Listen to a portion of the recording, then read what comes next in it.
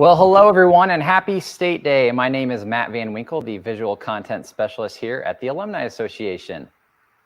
Thanks to those who are watching live with us tonight. My name is Lainey Crawford, Manager of Travel and Young Alumni. State Day coincides with Iowa State University's anniversary of establishment. As of today, Iowa State is 164 years old. Happy birthday, Awesome. Iowa State. Woohoo! Happy birthday, Iowa State. We got the confetti and everything. Well, we want to know who is watching with us online tonight. Tell us in the comments where you are tuning in from. And if you went to school at Iowa State, we'd love to know what years you were here. And we have a prize to give away to the first person who comments. So while we wait for those to come in, we're going to bring in a very special guest. He is the Laura and Russ Talbot Endowed President and CEO of the ISU Alumni Association, Dr. Jeff Johnson. Hey, Jeff, how are you? Well, good evening, Matt, and hi, Lainey. Hello. I'll just tell you, that was great. I can't believe you all got to go up into the Campanile and get that. That was beautiful. Yeah, well, really, I want to take this cool opportunity and thank you guys for having me join you tonight. And also thank you for putting together this virtual celebration for State Day. But before we move forward, in recognition of all that's going on in our world, especially in Ukraine, many of our alums may not know we have 44 of our graduates who have addresses in Ukraine or who were born in Ukraine. So I'm going to ask that we all just take a moment of silence for that situation.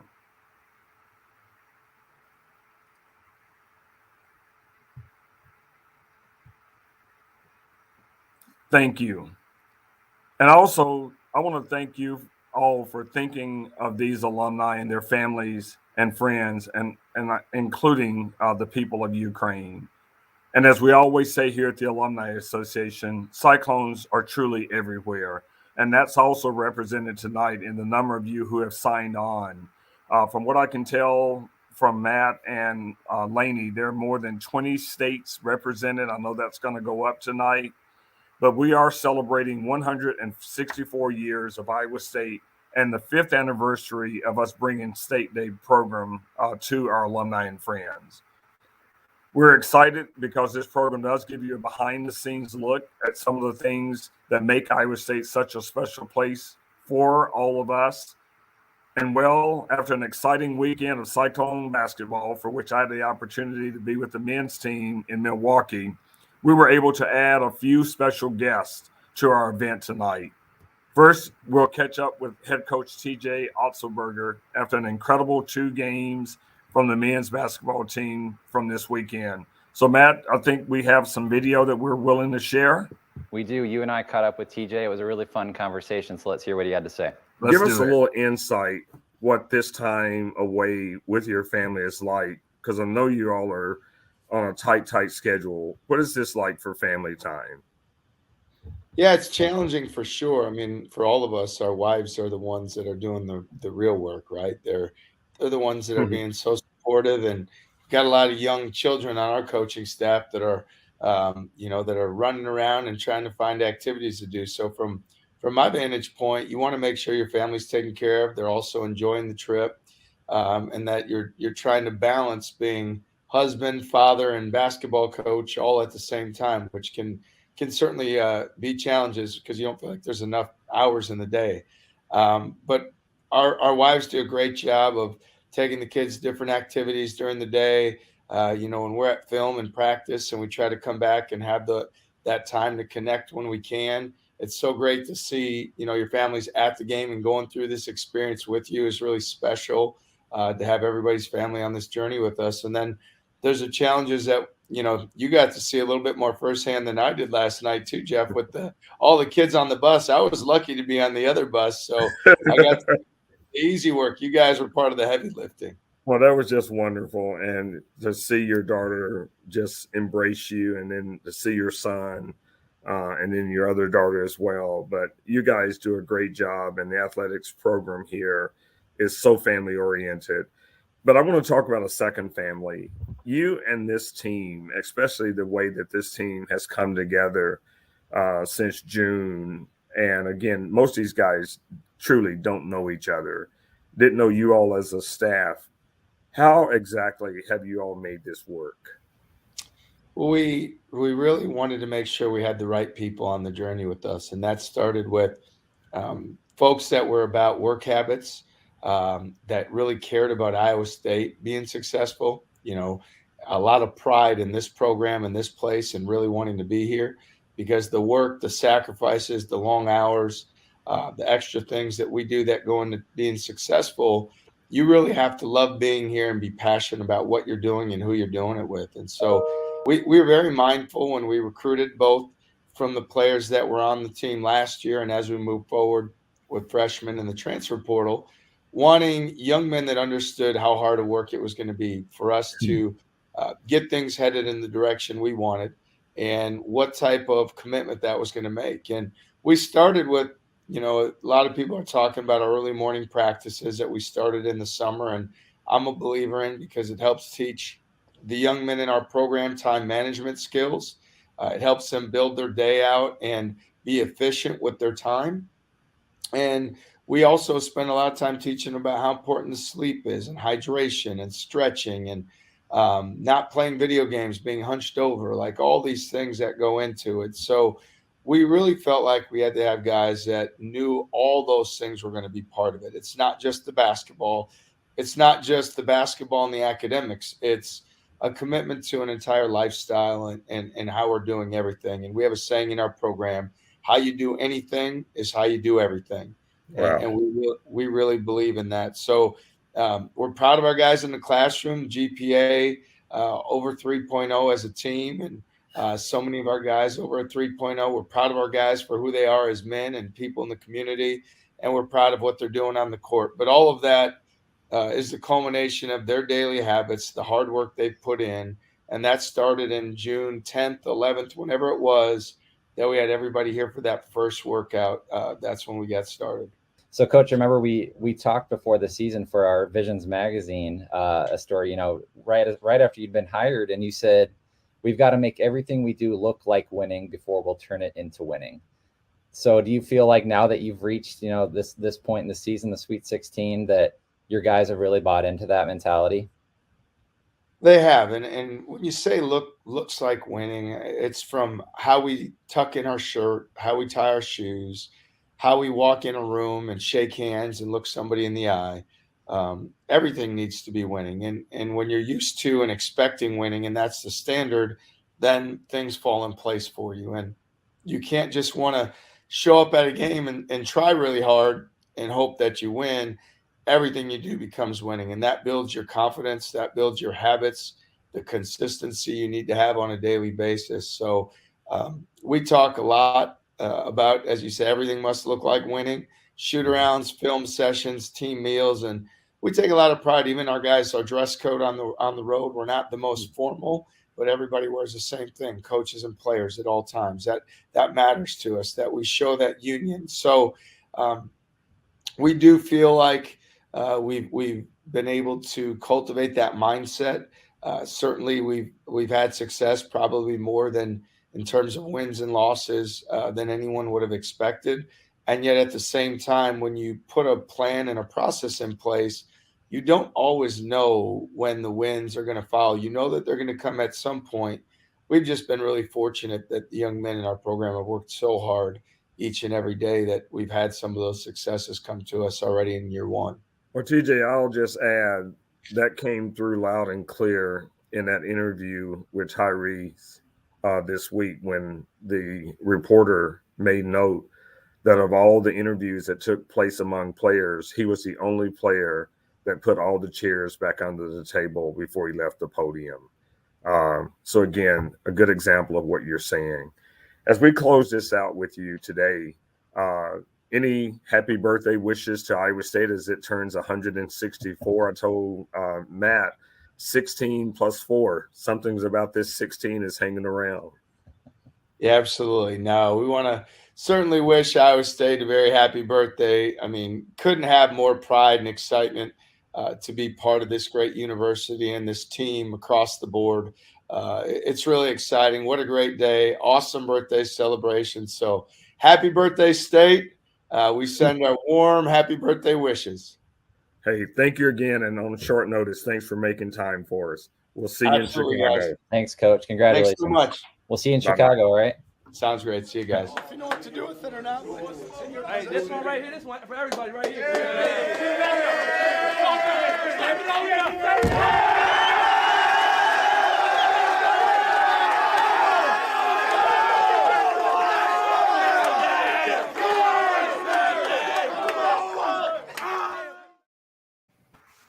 There you go.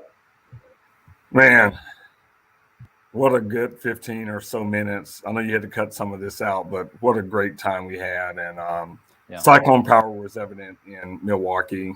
As always, our fans were there, and people really complimented on how well we travel.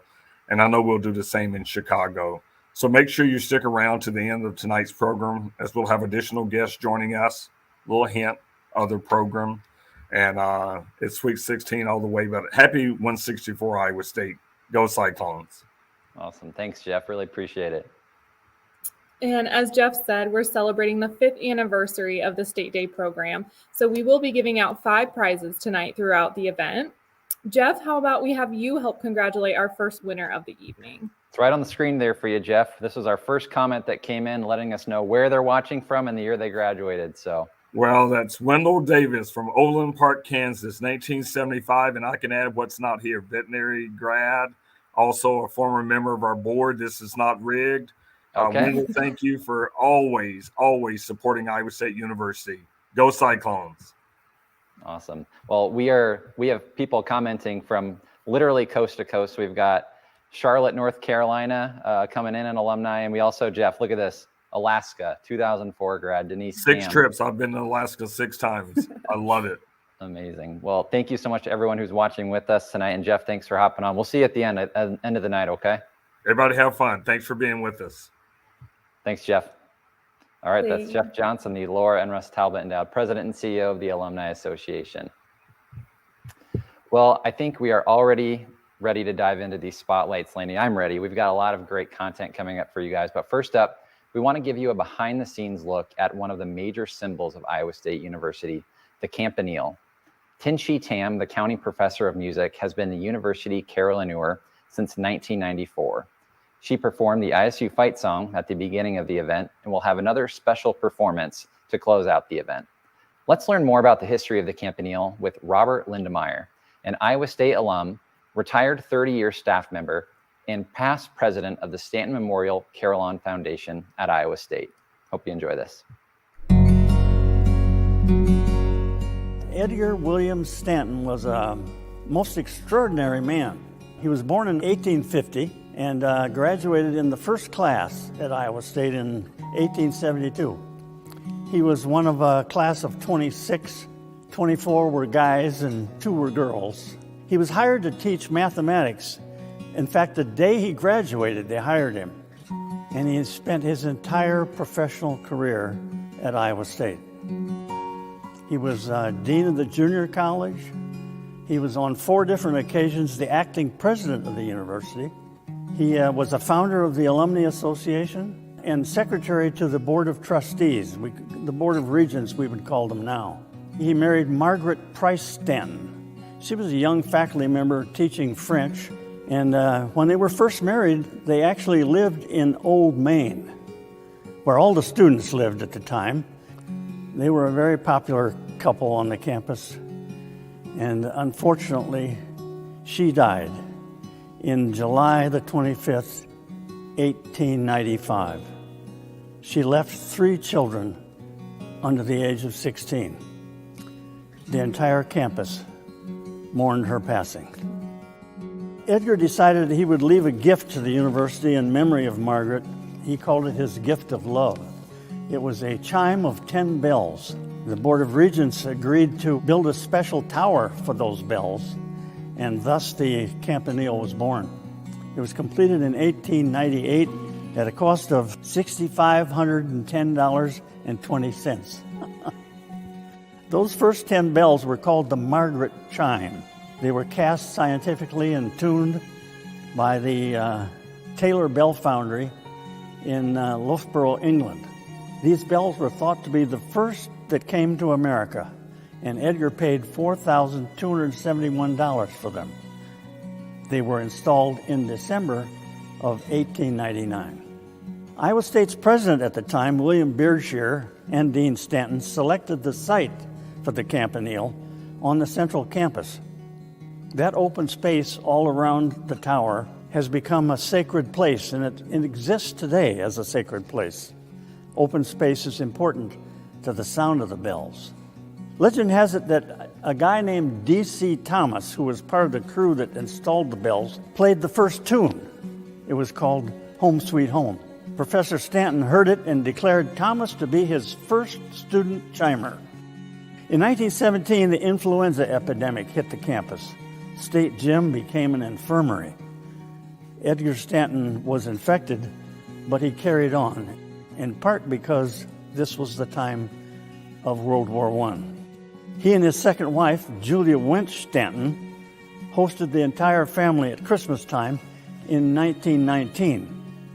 Edgar died just 9 months later, September the 12th, 1920.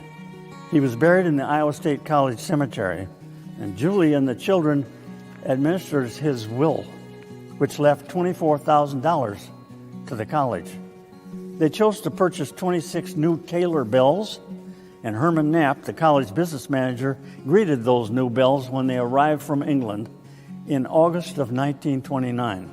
When installed later that fall, the college celebrated the premiere of the Edgar W. and Margaret McDonald Stanton Memorial Carillon. It was attended by a crowd of some 15,000. Now, in 1931, Ira Schrader was hired as Iowa State's first full-time carillonneur. He remained for 38 years, playing thousands of concerts and making a significant contribution to the enduring tradition of the bells of Iowa State. Now, 1931 was also the year that Jim Wilson composed our beloved school song, The Bells of Iowa State. He's fondly remembered for telling the story of composing those bells during the rededication of the Carillon in September of 1994. I was named an honorary alumnus of the university, and at that time, Carl Hamilton, ISU's grand old man, said to me, "Jim, I want you to know what a powerful impact your song has had on the atmosphere and character of this institution and on the lives of its students." And that brings us to Dr. Tin Sheetam, our brilliant carillonneur for the past 27 years. She has performed countless carillon recitals around the world, has taught many students to play the bells, including the 4 Cunningham kids, siblings from Spencer, Iowa. They were featured in the Visions magazine in 2016. The Stanton Memorial Carillon Foundation was formed in 1954 by Edgar and Margaret's daughter, Margaret Stanton Kirschman. She served as the foundation's first president, and its leadership during the past 60-plus years has been comprised primarily of descendants of the Stantons, McDonalds, and the Knapp families. The Stanton Foundation has been instrumental in supporting the Carillon and its carillonneurs, and routinely provides scholarships for students of the Carillon. In 1956, the foundation purchased 13 new Taylor bells. They were treble bells, again, from the foundry in England. And those bells today comprise a total of 50 bells. We don't know when the kissing tradition started, but the legend says that to become an official co-ed at Iowa State, you have to be kissed under the arches of the campanile at the stroke of midnight. The ISU Foundation's Partnership for Prominence campaign raised funds to restore the campanile and the carillon. They received an anonymous $1 million fund to provide for the maintenance of the carillon, and the county family funded an endowment to support the carillonneur. Tin Sheetam holds that foundation grant today. The restoration project of the campanile included a new copper roof, a reconfiguration of the carillon's bells, a new playing practice keyboard, and on September 25th of 1994, Iowa State celebrated the rededication of the carillon. 25 years later, in honor of the 120th anniversary of those first 10 bells, Iowa State introduced the new model carillon at a gala concert in C.Y. Stevens Auditorium. I believe that Edgar Stanton never realized what a wonderful and enduring tradition his gift of love would provide for Iowa State University. We're confident today that the bells of Iowa State will forever ring in our hearts.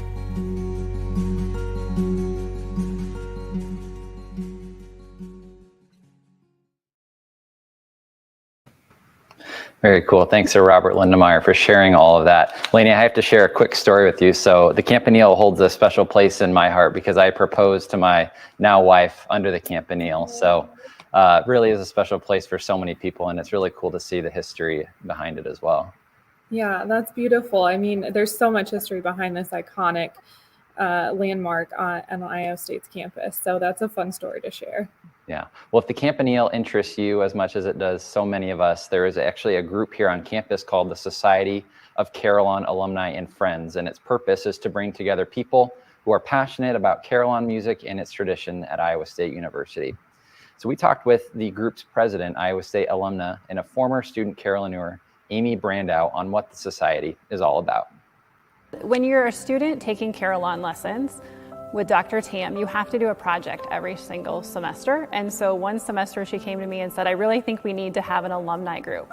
And so my project was to start an alumni group. And so the Alumni Association had a mechanism for us to create a group.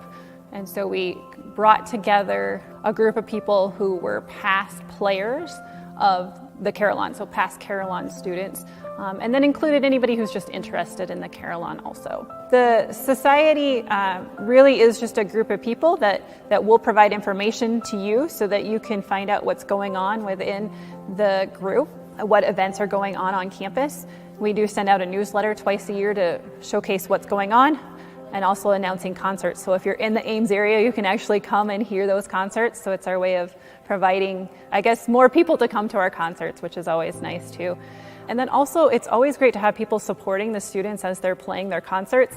You know, it's hard for mom and dad to get down here for a concert.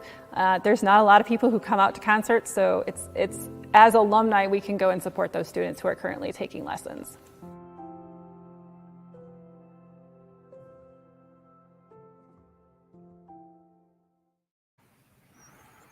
With all this talk of the beautiful Campanile, let's give out another limited edition Campanile statue.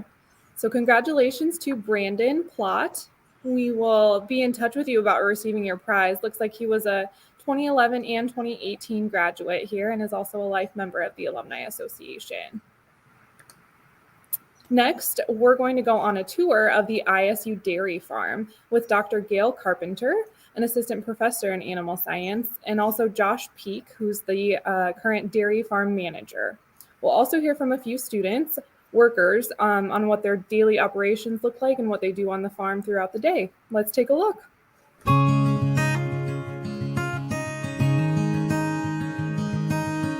Welcome to the Iowa State Dairy. My name is Gail Carpenter. I'm an assistant teaching professor in the Department of Animal Science, and I'll be taking you on a tour this morning.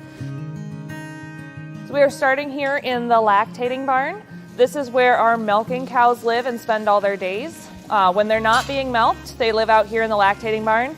We have our feed alley here where they can come up and eat whenever they want during the day. They're free to express all their natural behaviors. They can come up and eat when they want, and then they have beds to lie on when they're ready to go lie down. So they are here socializing with their friends for most of the day, except for when they are going up to the milking parlor to be milked, which is what you're going to see later on in this tour. So these black and white cows are called Holstein cows. Holsteins are the most common breed of dairy cow in the United States. They're also the highest producing dairy breed. So our cows here at the Iowa State Dairy, they'll make about 75 or 80 pounds of milk in a day. And all of that gets taken to prairie farms and made into milk, cheese, and yogurt, and ice cream that you can enjoy at home. So at any given time, we have 350 to 400 cows out here in the lactating barn that are being milked. All of the cows that are milked here at the Iowa State Dairy were born and raised here at the Iowa State Dairy. And so the next place that you're gonna go is to our G barn, and Anna's gonna show you how the calves are raised before they end up in the lactating barn. Hi, I'm Anna Hansen. I'm one of the calf barn workers here. We actually hand feed all of our calves up until they are weaned from milk. So they are weaned at about 3 months of age, and then they get moved into this building, which is basically a transition building.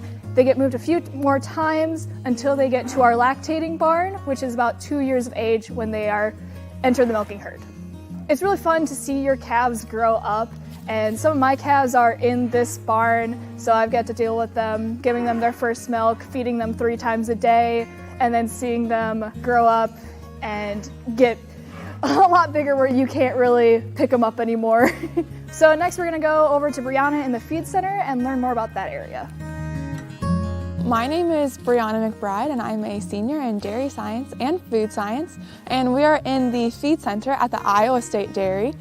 Behind me is our corn silage pit, and this is locally grown corn silage just right around Iowa State, and so all these cows get fed local food. Just as athletes have dietitians, all of our cows have nutritionists that come and formulate their diets specific for their needs every single day. As a feeder at the Iowa State Dairy, we start our shifts here around 4 a.m. and we combine different ingredients to feed to the cows in the morning, and they get fed so that way they can have their direct nutrition every day.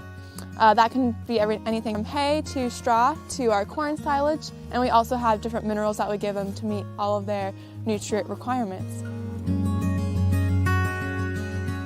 I'm Josh Peak. I'm the dairy manager here at the Iowa State University Dairy Farm. And right now we're in the milking parlor. So what happens here, cows come in here twice a day, every day. And this is where we harvest the milk from them. We can harvest milk from 12 cows on each side, so 24 total in the barn at a time. So right now we're milking 380 cows. The barn has a capacity of about 460. Right now we produce between 75 and 80 pounds per cow per day. We clean the udders off, we make sure that they're completely disinfected, test the milk, make sure that it's all of good quality, and then we hook the milking machines up to it. The milking machine is hooked up to a vacuum, which is downstairs. When we turn it on, the vacuum starts coming through what's called the milking claw. And so what it's doing is just providing a little bit of vacuum pressure and a pulsating motion, just like you would with your hands. And then we put it on there, and so the machine is milking it just like you would with your hands, but just adding a little vacuum to come in. And so the milk from here is chilled down to 40 degrees within the first 10, 15 minutes or so, and then put into the tank where it's held until it gets shipped to the processor. When the machines come off and the cow's done milking, we go back through, double check, make sure the machines did their job well, and then we'll do what's called a post-dip and kind of make sure that they're still clean and ready to go back out to the barn. So we've got a couple of full-time milkers, but we employ a lot of students out here, between either them being employees milking the cows, or we also have a lot of classes that come out here, and so we can teach students how to do it. So this is our bulk tank room. This is where we store milk here at the dairy. So after the cows are milked, the milk will go through all of these pipes and be stored in both of these tanks. This tank holds 52,000 pounds of milk, and this other one holds 35,000 pounds of milk. So it's a lot of milk, and our milk here gets picked up every other day to go to prairie farms to make other dairy products. The milk is kept in these tanks to be kept cool, so that way it is a fresh product when it's picked up. It doesn't go bad, and we keep it at very strict temperature regulations to make sure that the milk is the freshest and at the best quality it can be when it gets to the grocery store and eventually to your counter. Well, thank you for joining us today. I hope you enjoyed this tour of the Iowa State Dairy. If you want to come visit us in person, feel free to call. We do tours for student groups and schools, and we also have a family day at the Iowa State Dairy in June.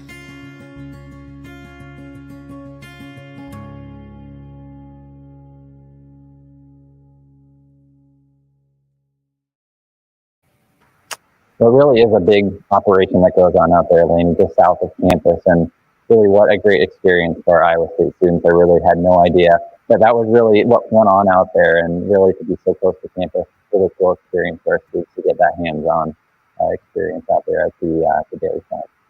So now some people might not know this thing, but after 50 years, there is now a creamery back on campus. The creamery was first established at Iowa State in 1927 and later closed in 1969. In August of 2020, the creamery officially reopened its doors and is among the few university dairy food science programs in the country that produces and sells dairy food products. The creamery fully prepares dairy food science students for the most skilled positions in the fast-paced and competitive dairy processing industry. We got to go behind the scenes inside the food science building where they make the ice cream to see how one of the most popular alumni-inspired flavors is made.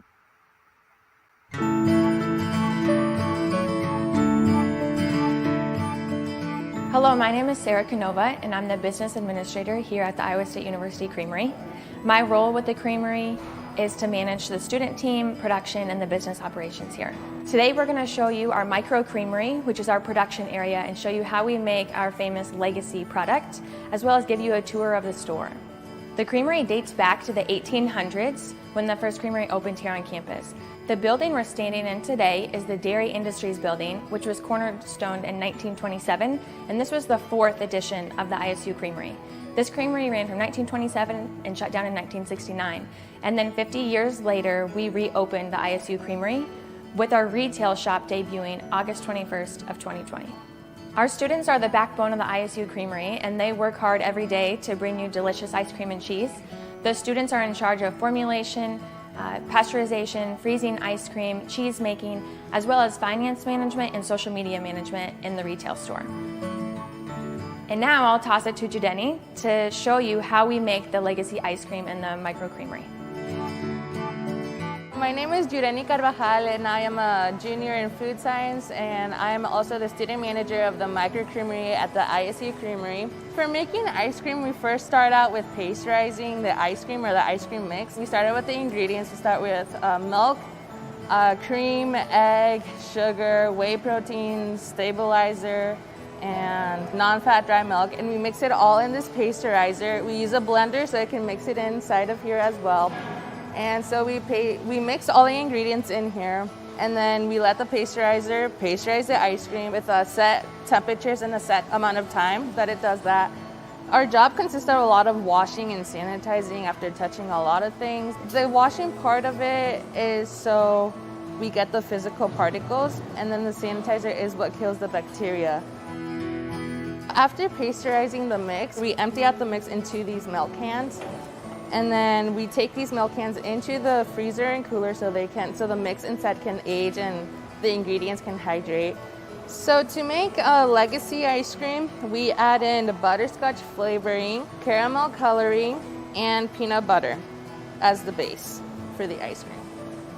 After adding the flavorings and colorings, we mix it in with this little mixer, and we mix it until every flavoring and coloring and the peanut butter is no longer visible in clumps.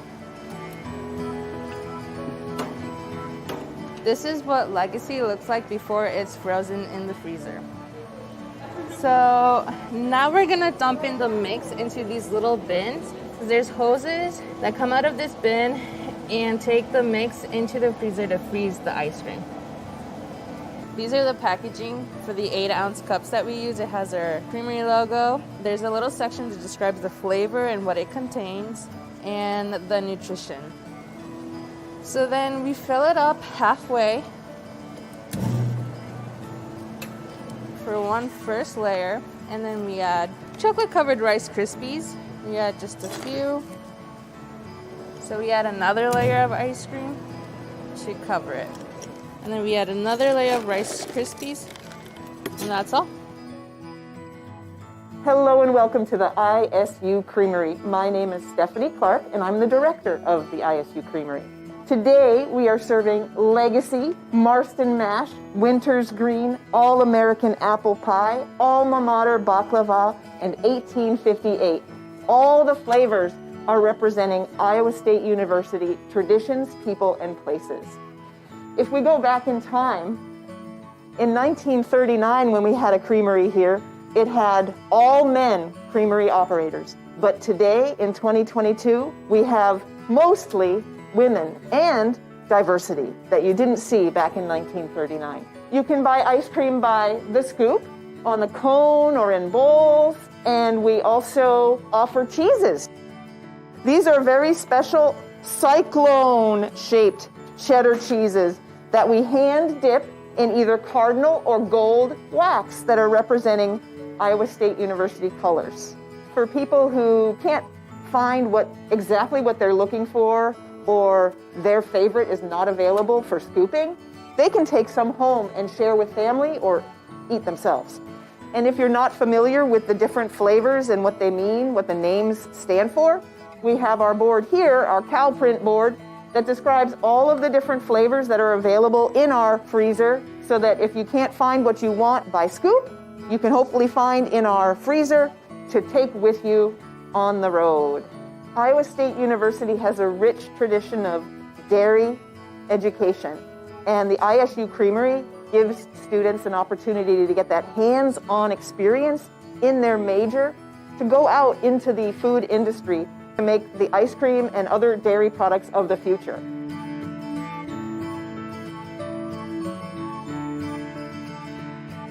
Thanks for stopping by the ISU Creamery. We hope to see you in person soon.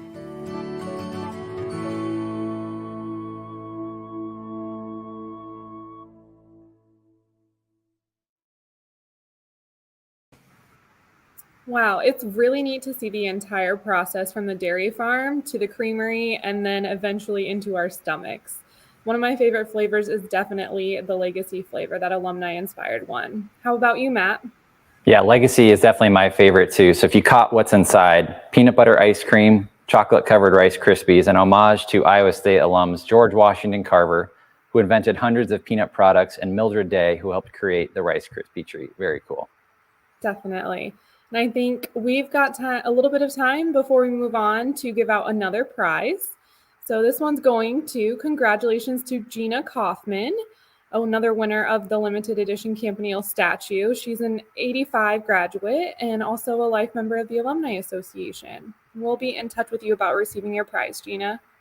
Congratulations, Gina. Well, our second special guest of the evening is Iowa State women's basketball head coach Bill Fennelly. Jeff Johnson had a chance to stop by the team's practice facility to talk with Coach about incredible wins this past weekend here in Ames and their upcoming Sweet 16 game in North Carolina on Friday.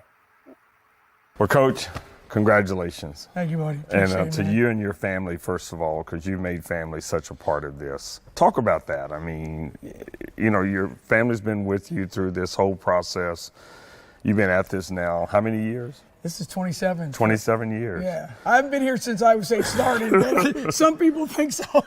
But, you know, so often we don't really focus in on that. Mm-hmm. I mean, you're moving them around the country. Right. They're watching you and this team go back and forth. You're bringing new people into your family with these girls or women all the time.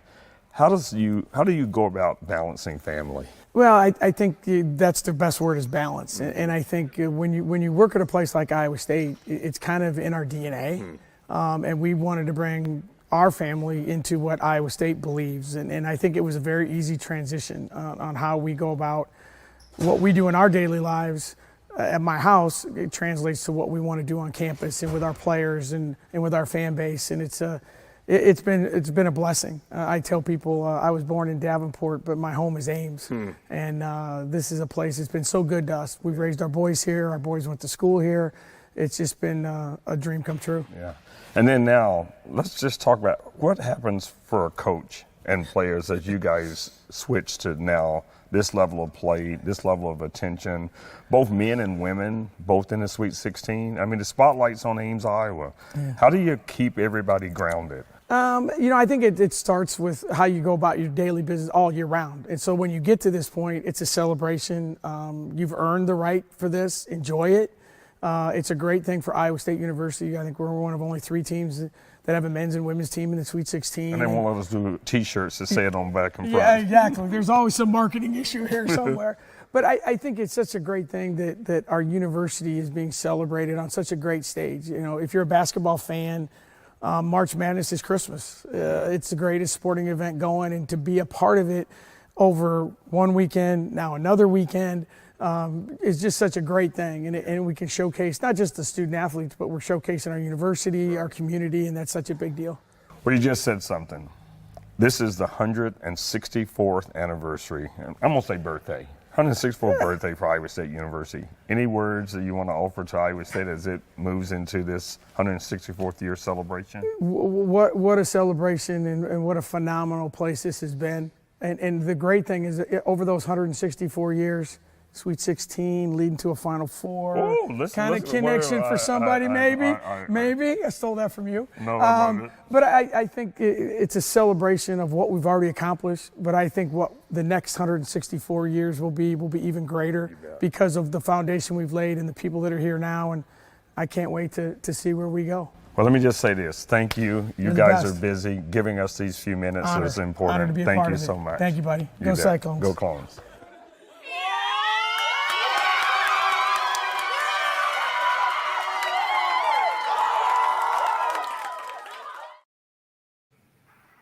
Wow, what a year to have both basketball teams in the Sweet 16. That was a great interview with Coach Fennelly. Yeah, really appreciate Coach for giving us some time there. Definitely. So make sure you continue to watch for our third special guest of the evening.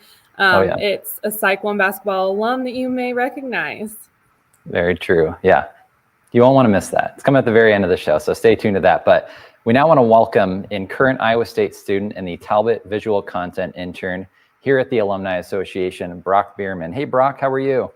I'm doing great. Happy birthday to Iowa State University. 164. Never looked better, right? Yeah, younger than ever before, you know? Well, did you guys know before Cyride was a thing, a train used to run downtown through Ames and Central Campus. Our next video features a familiar face from last year's virtual state day.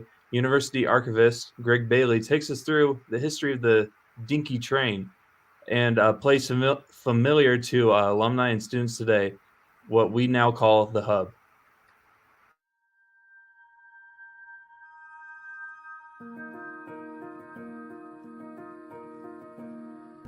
My name is Greg Bailey, University Archivist here at Iowa State University out of the Special Collections and University Archives and Parks Library. Today I'm going to be speaking about the history of the old Dinky and Hub on the campus.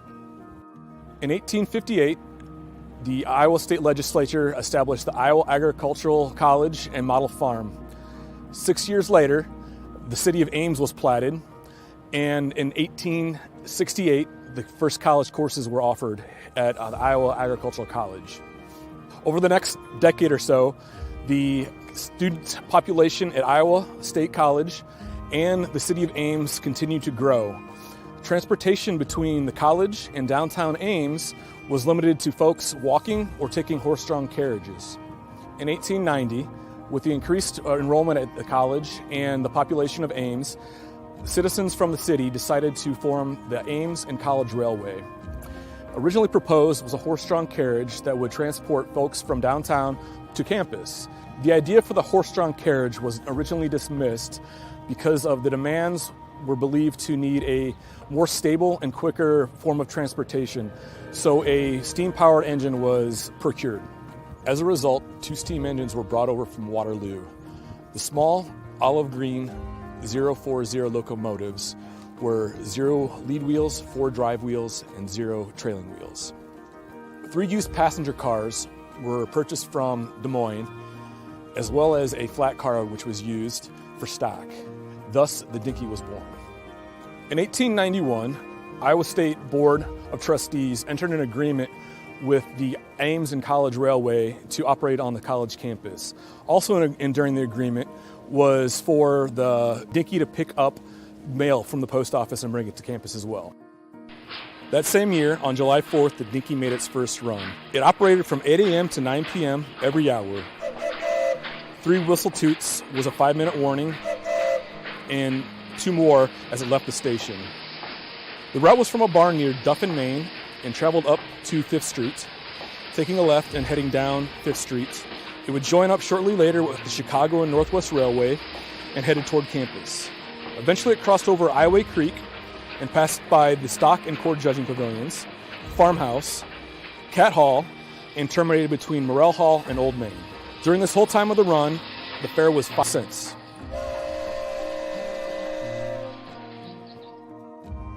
In 1892, a depot station was built between Morrell Hall and Old Main.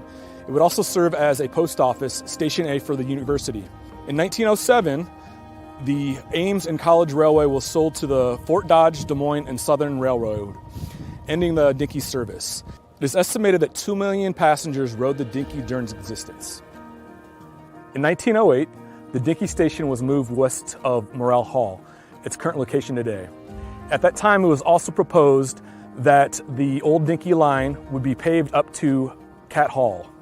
Since its move in 1908, the depot operated as a bookstore and post office for the college.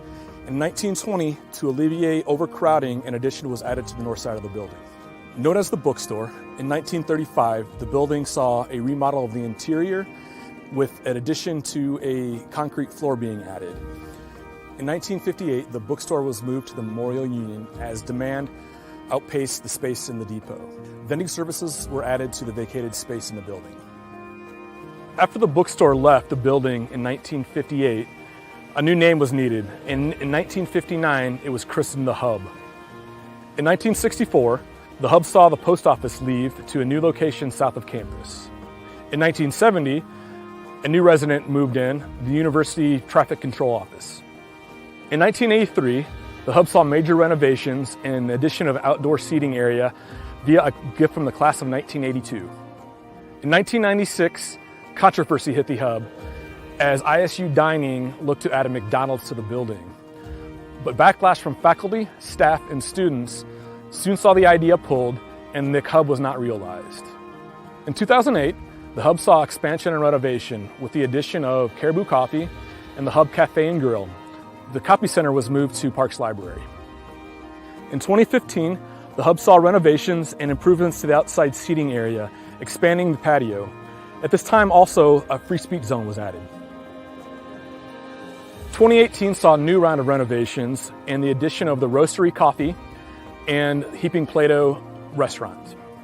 The Hub has served many purposes over the years, since its beginning as a depot for the Dinky, to a bookstore, ticket office, post office, and dining facility. Today, it's still widely used by students for food and drink around campus during the school year.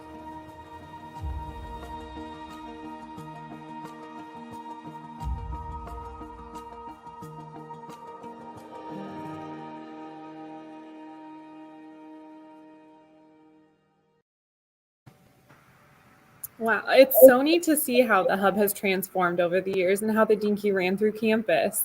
Thanks so much, Brock, for joining us and putting that video together.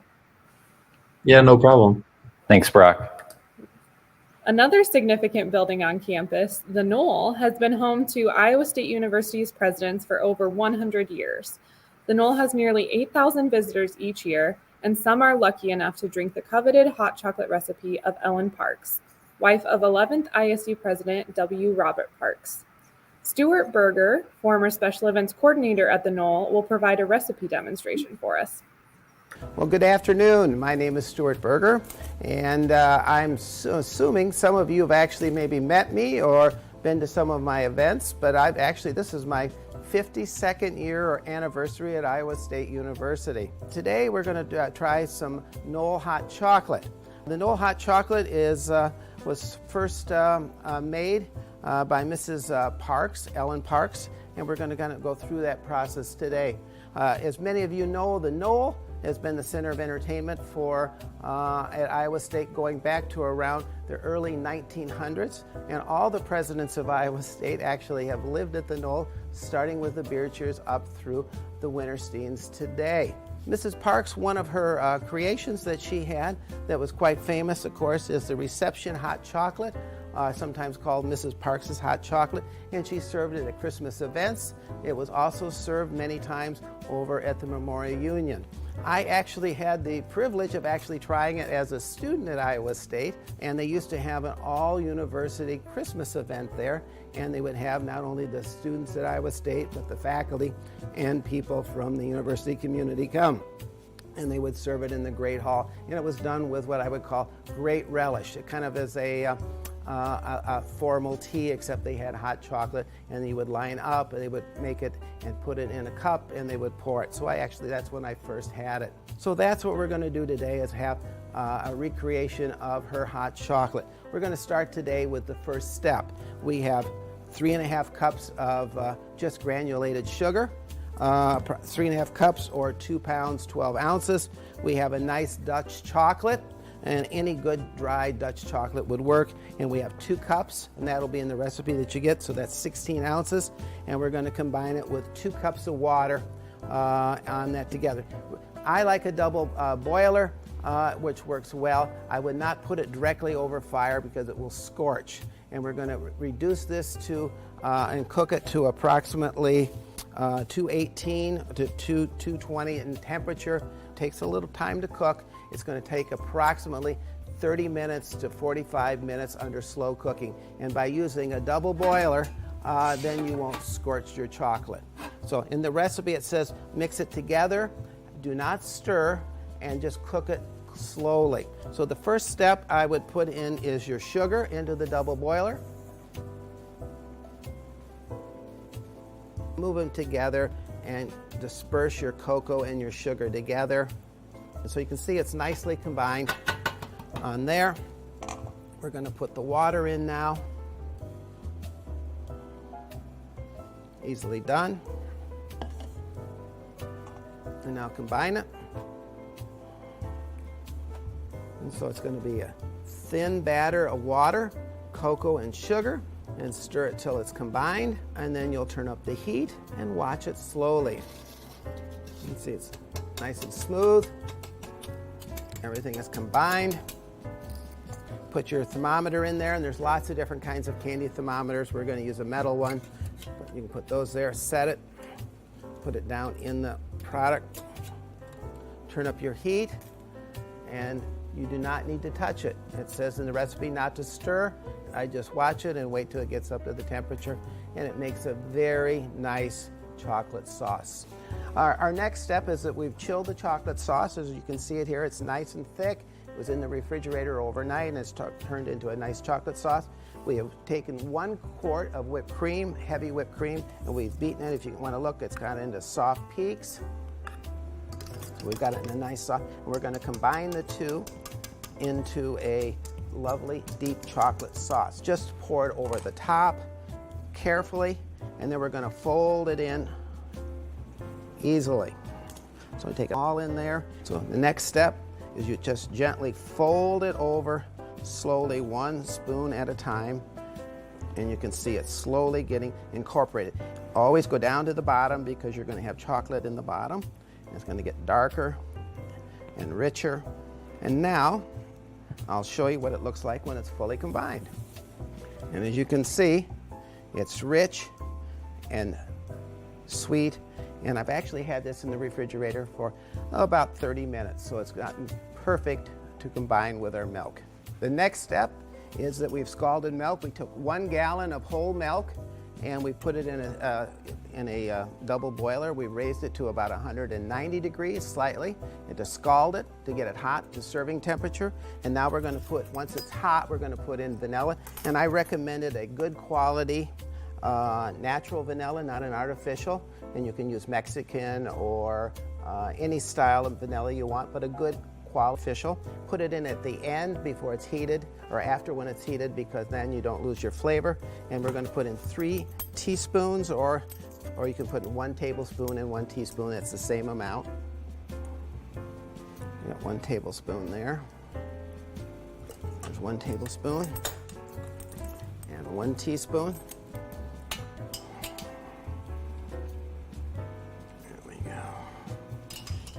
Nice and rich, and basically stir it in. And now the last step, we're going to combine it to make the chocolate. With the cup, we have a nice cup.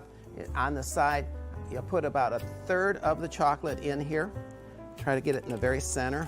Since these are a little bigger cups than we would use at the Knoll, I'm going to put just a little bit more in, but about 1/3 of the chocolate in the center. And then we're going to fill it full of scalding milk and get it to about 3/4 of an inch to the top, so you have a little room to stir. And we're using a spoon here. You can be the second one to stir, and you just stir it back and forth until you get it combined, and you have a really nice hot chocolate. Thank you. Okay, great. Thank you. live audience here. That's really good. Yeah, it is.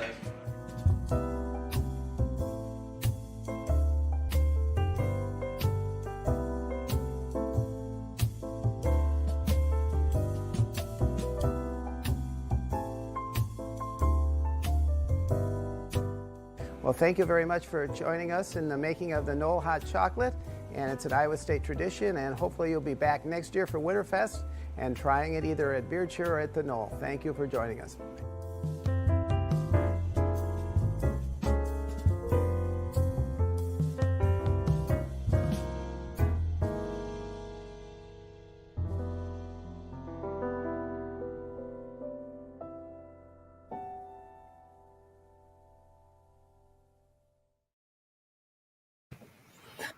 Well, I got to have a taste of this after we shot this video, and I can assure you it's the best hot chocolate I've ever had. And you could tell by the students that they enjoyed it as well. I think they each probably had 2 or 3 cups Laney. I can't wait to make this. Definitely. So for our viewers who donated, they won't have to wait until winter to make some. The Knoll Hot Chocolate recipe card was shared digitally with those who registered and donated, along with a special State Day print that you might have seen during the countdown to today's event. Thank you to everyone who has supported us. Your donations help the ISU Alumni Association fulfill its mission to facilitate the lifetime connection of alumni, students, and friends with ISU and each other. If you'd like to receive the special State Day print and the Knoll Hot Chocolate recipe card that we sent out, there's still time. You can visit isualum.org/State Day to enter your information and donate until March 24th. That's right. Let's get someone else a prize. Our next winner will receive a limited edition Campanile statue to display. So we want to say congratulations to Joe Negri. Keep an eye on your inbox so we can get you your Campanile statue. Congratulations, Joan. And if you've been on Iowa State's campus, it's hard to miss the beautiful horses on the north side. And if you're like me, you've stood at the fence to watch in awe at the foals and the horses interacting at the horse barn. Nikki and Kara take us through the history and the day-to-day of working at the horse barn. Enjoy!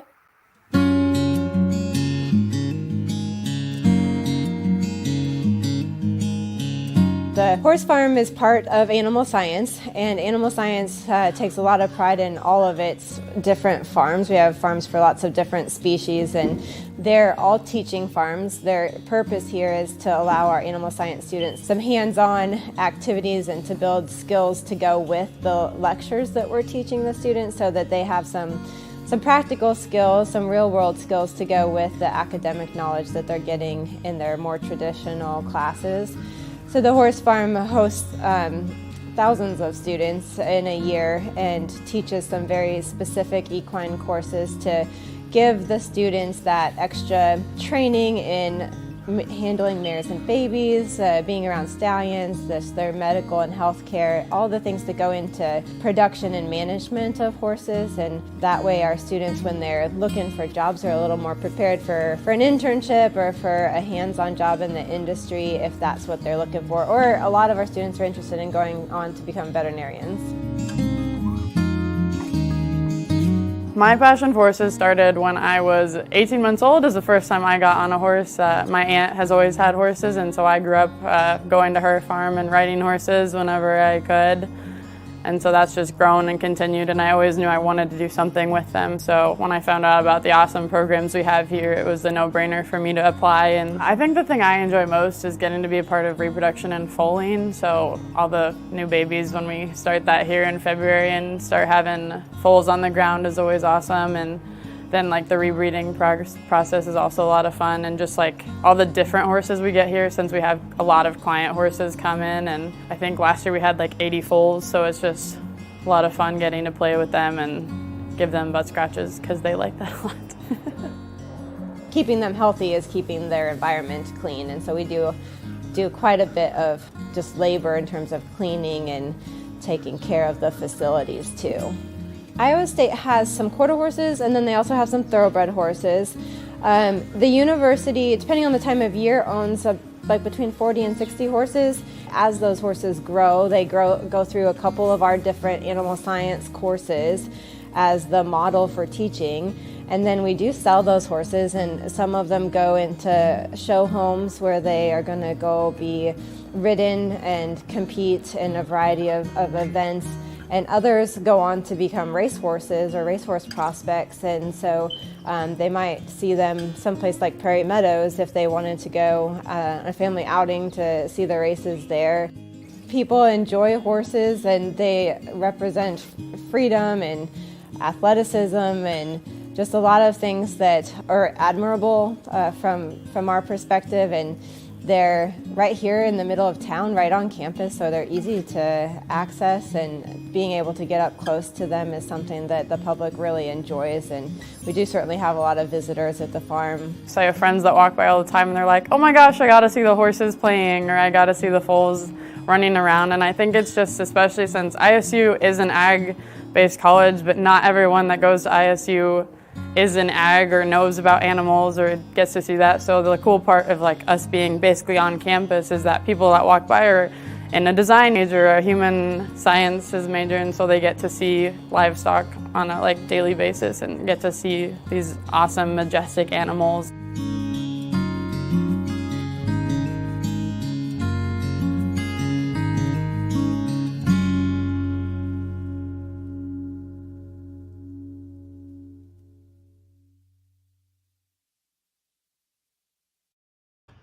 Very cool. I love walking past the horse barns, Lainey. I don't know if you've walked past those and admired the foals this time of year, but really is a cool place to have on campus and to watch those foals grow. And I really didn't realize how many foals are born at the horse barn each year. The two workers that you saw in the video there, Paola and Javier, are actually both international students from Puerto Rico, and they're in the animal science program. So just another great experience for our students here at Iowa State.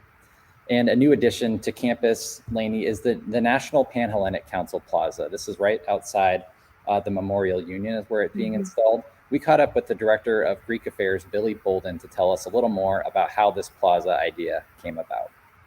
Julian Neely, Iowa State alum, really led this effort of getting it started when he was a student and student body president. But the idea behind it is that we can have physical representation on campus of the 9 historically black fraternities and sororities, 8 of which have a history here at Iowa State. Each pillar will represent each of the 9 organizations, and so the pillar itself will have the organization's letters on the back side. The front side will include the chapter charter date. It'll have the organization motto, the organization crest, and so it'll be a great educational space for people to learn more about these organizations on our campus. I think the plaza is needed because representation matters. And our sorority and fraternity community at Iowa State is almost 150 years old. Historically black fraternities and sororities have been in the Ames, Des Moines area for almost 100 years now. And so it's pretty easy to come across campus and see the South Side and see all these, gorgeous sorority and fraternity houses. But that's only part of the story that exists here at Iowa State. And so this plaza is going to represent these 8 organizations we have, and hopefully 9 one day, but it'll represent the 9 historically black fraternities and sororities that are also part of this community, that also have a story here at Iowa State. The sorority and fraternity community is in a better place than it's ever been before, and I think this is a testament to our alumni that have done incredible amounts of work while they've been here, and our current students that are continually active in making this a better campus and a better community. The plaza to me symbolizes that. It showcases a place for alumni, friends, and students to gather together and to really build on community as we look forward to another 150 years of sorority and fraternity at Iowa State.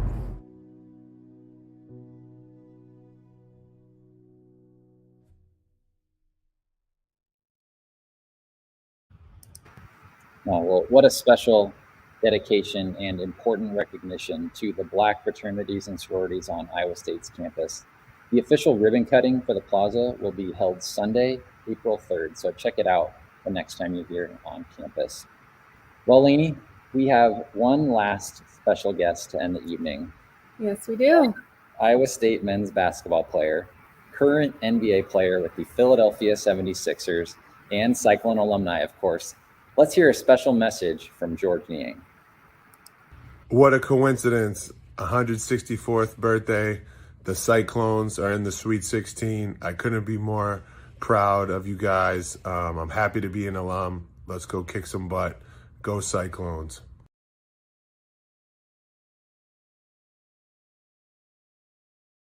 How about that? That was great. He's a great advocate for Iowa State. Love seeing him play in the NBA. There's so many Iowa State alumni playing in the NBA. I know Jeff got to catch up with Matt Thomas in Milwaukee at the game. So very cool to connect with George. And thanks for sending that message, George. We really appreciate it. Yes. Well, it has been a fun evening of Cyclone Pride. Be sure to watch and cheer on both teams this Friday in the Sweet 16. And before we end, I think we've got one more limited edition Campanile statue to give away. So anyone who has commented tonight will be put in this drawing. Yes, so I'm going to run a drawing. So we've got 61 entries. So if you haven't gotten a comment in the chat, now is your time to do it. Like Lainey said, we're going to give away a great prize. Remind people again what it is, Lainey. I'm going to put up a picture of it really quickly. Yeah, it is a limited edition Campanile statue. There's only 5,000 of these that have been made. Very cool.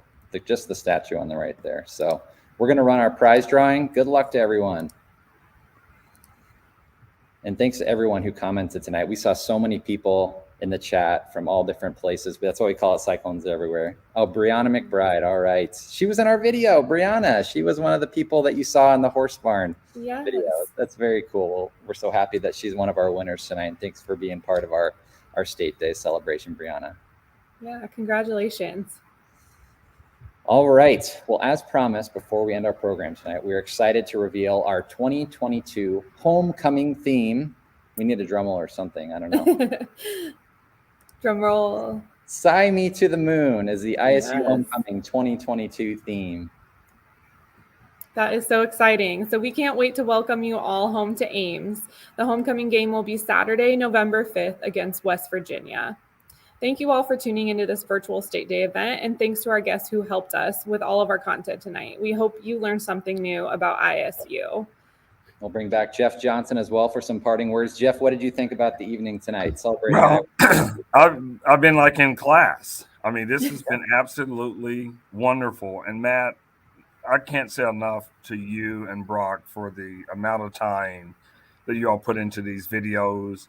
Thank you, Lainey, for the organization and keeping us on task. But a quick shout out to Coach Alsenberger, Tinshi with the Carolina and Campanile, the stories on all of that, the dairy farm, the creamery, Coach Finley, the Dinky, the No Chocolate, the horse barn, the National Panhellenic Council Plaza, George Niang. I mean, what a packed night. And folks, we only covered 1/10 of campus. There's so much. So we'll see you at State Day 165. But this has been a great evening. Thank you guys so much for all of your work. Let's hear it for the staff. Thanks, Jeff. Really appreciate it. And thanks, like you said, to everyone who contributed to this. There were so many people that had a hand in putting State Day together. And of course, everyone, all of our alumni over the past 164 years, you've made this possible and made Iowa State what it is today. So thank you so much to everybody. Also, remember to follow the Alumni Association on social media to hear more about our programs and services for Cyclones Everywhere. We're also going to be sharing these segments that we played tonight throughout the next couple of weeks. So stay tuned for those. If you missed them, you can also catch the replay of this. If you came in late and want to watch this again, it's going to be on our Facebook, our Twitter, our YouTube channel. Wherever you watch tonight, you can watch that replay after today. But to close out the evening, we have one more performance by Tinshi Tam on the Campanile. So have a great night and go Cyclones. Thanks, everyone. And thank you all for joining us, and thanks for those of you who donated. Go Cyclones. Thank you.